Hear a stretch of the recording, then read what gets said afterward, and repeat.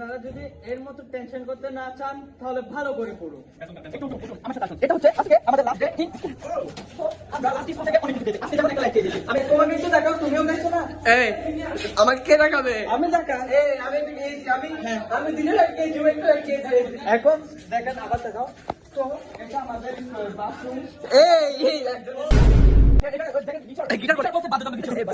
এখানে কুত্তা জিয়া দেখতে লেগে আছে, কুত্তা জিয়া। এখানে আমাদের প্রিয় বন্ধু, আমার সন্তান ডগি যে হাত আসছে আসেনি, ওর সঙ্গে আমি কাজ করছি। তো এটা হচ্ছে আমাদের রেসিপি কার্ড দিয়ে দিয়েছে আমার প্রিয় বন্ধুরা। আমার প্রিয় বন্ধু রবিন, রবিন খাই দে।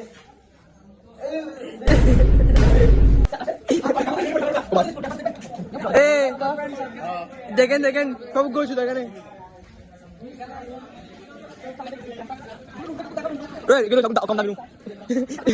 এটা আমাদের স্যার। ব্লগ করতেছি স্যার, আপনাদের নিয়ে একটা ব্লগ।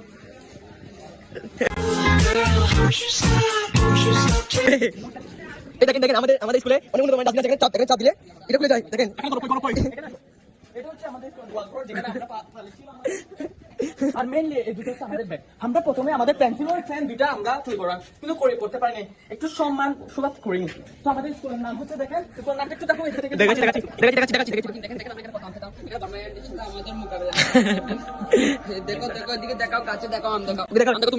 আমি কি বলতে চান?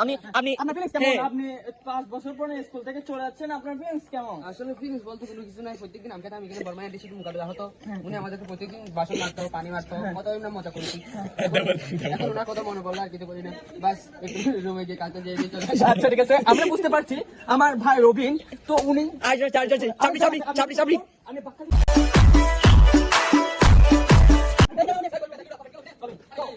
আমার বাকখালি থেকে আপনি যখন চলে যাচ্ছেন, আমার ফিলিংসটা কিরকম একটু বলুন আমাদের। এটা পারিবারিক শিক্ষা। ও চাইলে আমার অন্য কিছু টাকা হাত দিতে পারতো, আমার জায়গা বরাবর দিছে।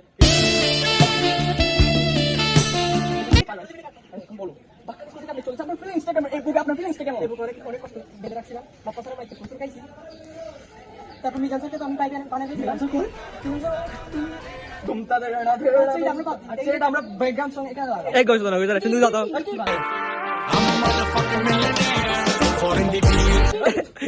চুলছে কাকে? আচ্ছা আমাদের বাকখালি স্কুল জীবনে একটা ফাইন ফ্রি দিয়েছিল। হ্যাঁ টাকায় তাও ছিল।